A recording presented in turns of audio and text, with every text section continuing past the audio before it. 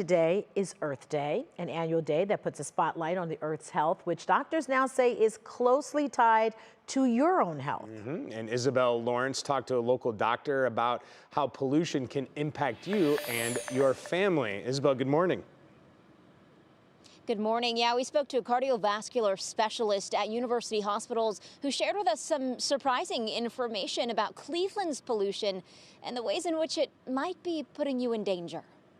Exposure to pollution is one of perhaps the most singularly important risk factor for a number of health conditions worldwide. Dr. Sanjay Rajagopalan is chief of cardiovascular medicine at UH. He wants to bring awareness to Earth Day, not only because it's important for the planet, but because he wants people to understand how dangerous pollution is, specifically air pollution. This is more deaths per year than all wars, malaria, tuberculosis, and every other infectious disease combined.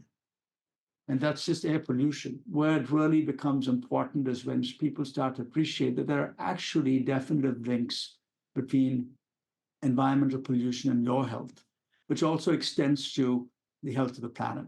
He says Cleveland needs to step it up when it comes to having safe air to breathe. In some surveys, Cleveland routinely rates in the top 15 most polluted cities in the United States. One of the big issues is Lake Erie. Not just the chemicals and algae bloom, but the microplastics that end up in there.